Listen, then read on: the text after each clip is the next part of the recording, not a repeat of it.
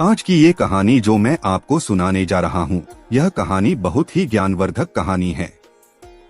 जो लोग इस कहानी को पूरे मन से और दिल से सुनते हैं, उसके घर में कभी भी कोई कलेश उत्पन्न नहीं होगा। उसके घर में हमेशा सुख और शांति बनी रहेगी। उसके घर में माता लक्ष्मी का सदा आगमन रहेगा। तो सब्सक्राइब कर लीजिए हमारे इस चैनल को, ताकि नए आए वीडियो की नोटिफिकेशन सबसे पहले आप तक पहुंचेगी।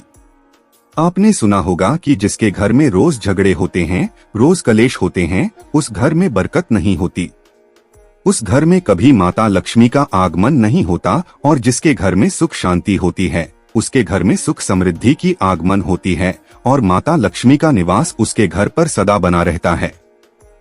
इस कहानी को सुनने के बाद हमें यह पता चल जाएगा कि हमें घर में लड़ाई झगड़े क्यों नहीं करना चाहिए, और जिसके घर में लड़ाई झगड़े होते हैं वो उन लड़ाई झगड़ों को कैसे रोक सकता है, क्योंकि घर में सुख शांति का होना बहुत जरूरी है। क्योंकि जहाँ सुख शांति होता है वहीं माता लक्ष्मी निवास करती है। जहाँ क्लेश उत्पन्न होते हैं, लड़ाई झगड़े उत्पन्न होते हैं, वहाँ माता लक्ष्मी का वास नहीं होता। वहाँ पर दुख और दारिद्र्य का निवास होता है। हो सके तो इस कहानी को पूरा सुने। यह कहानी आपके जीवन में बहुत सीख देगी।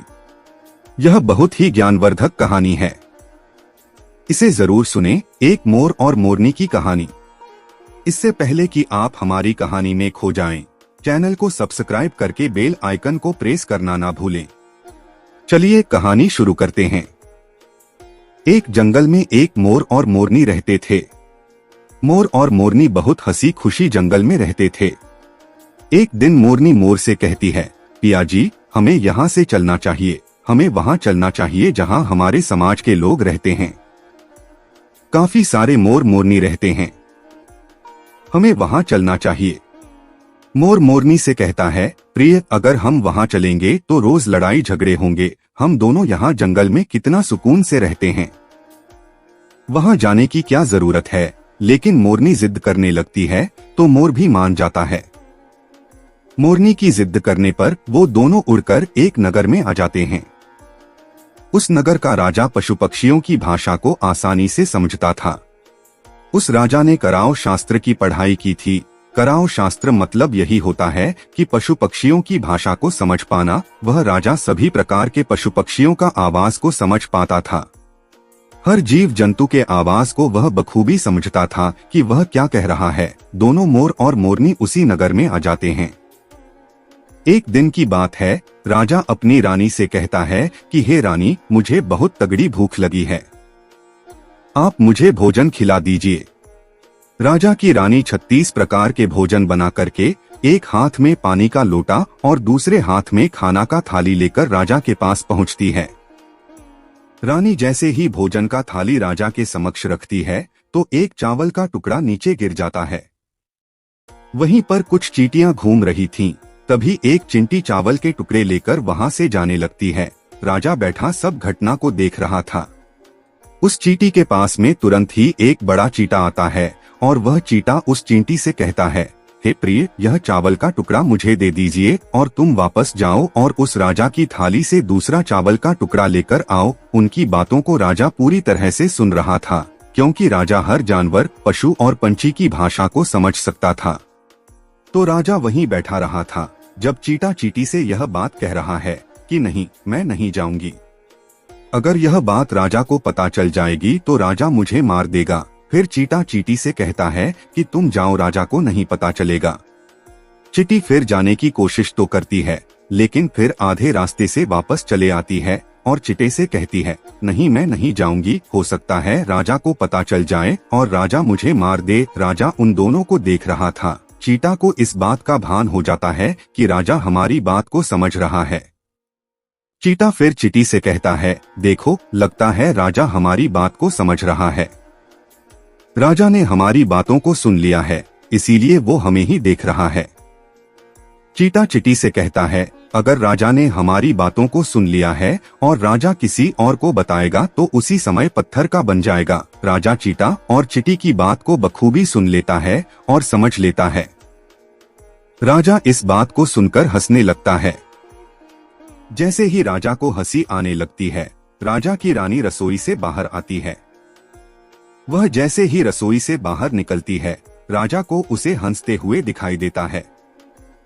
रानी राजा को हंसते हुए देखकर सोचने लगती है कि शायद मुझसे कोई गलती हुई है, इसीलिए राजा साहब हंस रहे हैं। रानी राजा के पास आती है और कहती है, हे महाराज, क्या मुझसे कोई पाप हुआ है? क्या मुझसे कोई गलती हुई है कि आप इतनी जोर से हंस रहे हैं? राजा रानी से कहता है, नहीं नहीं, ऐसी कोई बात नहीं है, मुझे बस यूं ही हंसी आ गई। रानी जिद करने लगती है और कहती है, आपको मुझे बताना पड़ेगा कि आप क्यों हंस रहे थे। राजा बार बार मना करता है, क्योंकि राजा को पता था कि चींटी ने कहा है कि अगर मैं चिंटी वाला बात किसी को बताऊंगा तो मैं पत्थर का बन जाऊंगा। इसीलिए राजा रानी को यह बात नहीं बताना चाहता था, लेकिन रानी बार बार जिद करती है और कहती है, आपको मुझे बताना ही पड़ेगा कि आप क्यों हंस रहे थे। अगर आप मुझसे सच्चा प्रेम करते हैं, अगर आप मुझे अपना समझते हैं, तो आपको यह बताना पड़ेगा कि आप क्यों हंस रहे थे। राजा अब धर्म संकट में पड़ गया है। राजा सोचता है, अगर मैं यह बात रानी को बताऊंगा तो मैं पत्थर का बन जाऊंगा, और फिर सोचता है, अगर मैं नहीं बताऊंगा तो रानी का विश्वास खत्म हो जाएगा। रानी बहुत जिद करने लगती है। कहते हैं ना कि प्रिया हट और बाल हट बहुत तगड़ी होती है। इन दोनों हट से हमेशा बच के रहना चाहिए। रानी के प्रिया हट के सामने राजा को झुकना पड़ता है और राजा रानी से कहता है, ठीक है, अगर मैं आपको बताऊंगा तो बाद में आपको पछताना पड़ेगा। रानी कहती है कि अभी तो आप कह रहे थे कि कोई बात नहीं है, अभी आप कह रहे हैं कि मुझे पछताना पड़ेगा। रानी कहती है कि जरूर कोई तगड़ी बात है, और रानी और ज्यादा जिद करने लगती है। तब राजा कहता है कि तब ठीक है, अगर आप नहीं मान रही है तो चलिए मैं किसी जंगल में आपको एक बात बताऊंगा। राजा रानी रथ पर सवार होकर के जंगल के लिए निकल जाते हैं। जैसे वह घोर जंगल में पहुंच जाते हैं, तब राजा सारी बात रानी को सुनाने लगता है। जैसे ही राजा थोड़ी थोड़ी बात रानी को सुनाते गया, वैसे वैसे वो को धीरे धीरे पत्थर का बनता गया। जैसे राजा ने आधी बात रानी को सुनाई, वह आधा पत्थर का हो गया। राजा फिर रानी से कहता है, हे रानी, मैं धीरे धीरे पत्थर का बनता जा रहा हूँ, तुम बाद में बहुत पछताओगी। रानी कहती है, रे राजा साहब, हे महाराज, थोड़ी सी बात बची है, आप उसे भी सुना दीजिए। राजा पूरी बात बता देता है और राजा पूरा पत्थर का बन जाता है। रानी की इस जिद के कारण राजा पूरा पत्थर का बन जाता है। रानी रोने लगती है और रानी उस पत्थर को हिलाने की कोशिश करती है, लेकिन भारी भरकम पत्थर कैसे हिला पाती, क्योंकि राजा बहुत ही भारी था। राजा पत्थर का बन जाता है और उधर रानी सर पटक कर रोती है, छाती पिटती है, विलाप करती है और किसी जीव जंतु से सहायता के लिए गुहार करती है। इन सब कहानी को मोर और मोरनी बखूबी देख रहे थे, अपनी आंखों से देख रहे थे। रानी के विलाप को देखकर मोर मोरनी को दया आ जाती है। मोर मोरनी से कहता है, ये होता है प्रिय हट।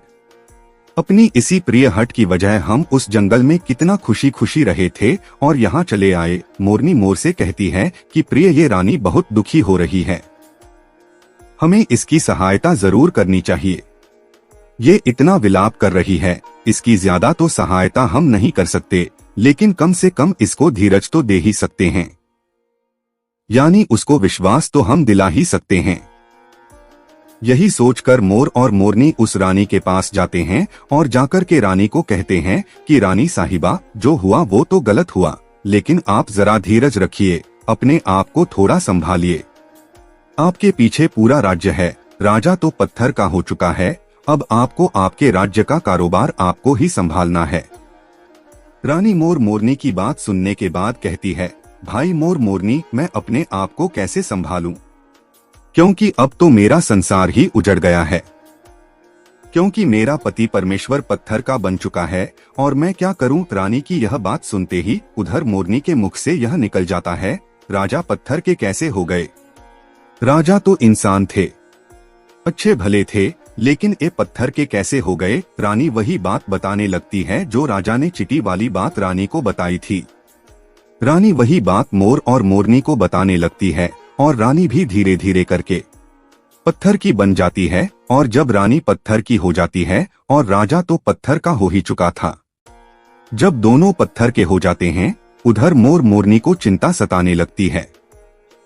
उधर मोर और मोरनी बहुत दुखी हो जाते हैं। मोर मोरनी को यह चिंता सताने लगती है कि यह विपत्ति हमारे ऊपर भी आ सकती है, क्योंकि राजा भी उसी चींटी वाले बात से पत्थर का हो चुका है और रानी भी उसी चींटी वाली बात से पत्थर का हो चुकी है। मोर मोरनी से कहता है, हम पर भी खतरा मंडरा रहा है, क्योंकि तुम स्त्रियों से कोई भी बात छिपती नहीं है।